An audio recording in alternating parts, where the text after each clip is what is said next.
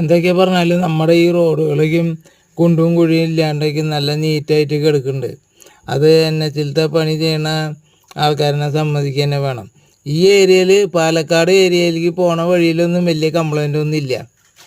ആ സ്ഥാനത്ത് പൊട്ടിപ്പൊളിഞ്ഞ റോഡുകളൊക്കെ ഉണ്ട്, ഇല്ലയെന്ന് ഞാൻ പറയില്ല. പക്ഷേ പാലക്കാട് വഴി അടിപൊളിയാണ്. ഞങ്ങൾ ഇതുവരെയ്ക്കും വന്ന വഴിയിലൊന്നും വലിയ കുഴിയൊന്നും കണ്ടില്ല. സുഖമായിട്ട് ഞങ്ങൾ വണ്ടി ഓടിച്ച് ഇവിടം വരെ എത്തി. ഇപ്പം നമുക്ക് റെസ്റ്റ് ചെയ്യണമെങ്കിൽ അവിടെ വണ്ടികൾ നിർത്തി നമുക്ക് വേണമെങ്കിൽ കുറച്ച് നേരമൊക്കെ അവിടെ ഇരിക്കാം. പക്ഷേ ഞങ്ങൾക്ക് ഇത്തിരി ദൂരം സഞ്ചരിക്കാനുള്ളതിൻ്റെ പേരിൽ ഞങ്ങൾ അധികം നേരം റെസ്റ്റ് എടുക്കൽ കുറവായിരുന്നു.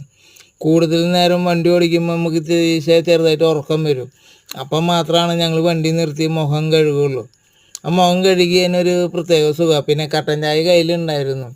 ആ കാരണം കട്ടൻ ചായയും ചൂടുള്ളത് കുടിച്ച് കഴിഞ്ഞൊരു വെറൈറ്റി അനുഭവമാണ്.